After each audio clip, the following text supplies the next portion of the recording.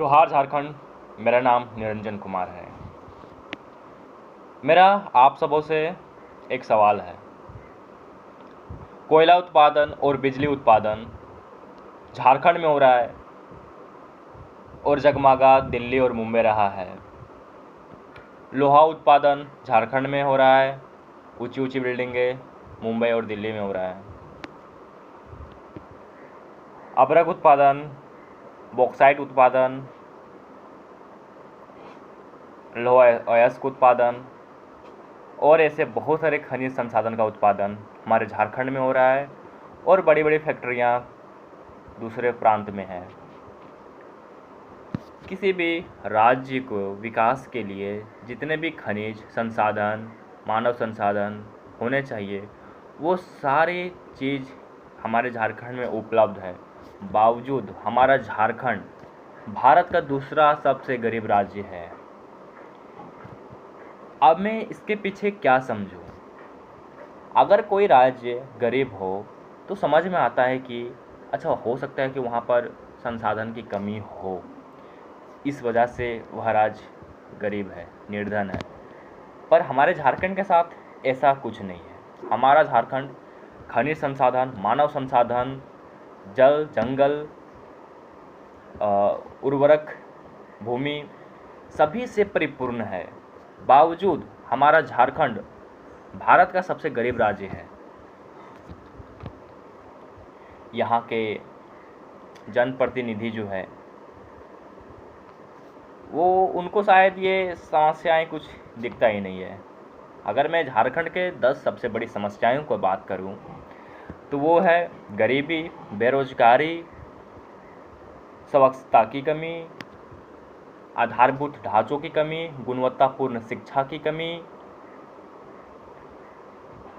जल संसाधन की कमी। मतलब जल है बट उसका संचय नहीं हो पा रहा है और वो बहकर निकल जाता है। अगला प्रदूषण की समस्या। अगला अपराध दर ज़्यादा होना। अगला भ्रष्टाचार की समस्या। ये सब झारखंड की मुख्य मुद्दे हैं, पर हमारे जो जनप्रतिनिधि है वो मुख्य मुद्दों से लोगों को गुमराह कर भटका देते हैं।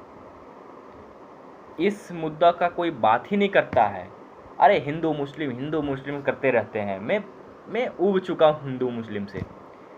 तो हिंदू मुस्लिम क्या होगा इससे? अगर हिंदू मुस्लिम करेंगे तो क्या आप पढ़े लिख जाएंगे? आपको खाना मिल जाएगा? आपका पेट भर जाएगा? ऐसा करो। सब चीज़ छोड़ देते हैं, विकास के बाद छोड़ देते हैं और हिंदू मुस्लिम पर लग जाते हैं। हाँ, हमारे जनप्रतिनिधि कितना होशियार है सो वो देखिए।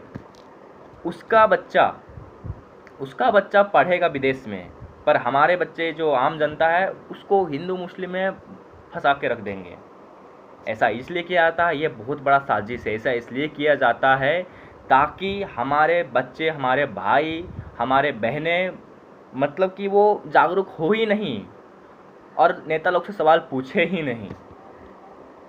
इस वजह से हिंदू मुस्लिम किया जाता है। और आप लोग क्या है मुझे समझ में नहीं आता। आप लोग समझते ही नहीं ये बात। आपको पूछना चाहिए हमें शिक्षा दो, हमें रोजगार दो, हमें सड़क चाहिए। ये सब सवाल कीजिए। हिंदू मुस्लिम से कुछ नहीं होगा। चलिए ठीक है, ये सब मैं आप लोगों के ऊपर छोड़ता हूँ। सिर्फ मेरे कहने से कुछ होगा नहीं। आज ये वीडियो ज़्यादा लंबी बन रही है, इसलिए मैं अपने वाणी को समाप्त करता हूँ। सोचिएगा, जो मैं भी बोला आप उस पर थोड़ा सा मंथन कीजिएगा। ठीक है, तब तक के लिए धन्यवाद।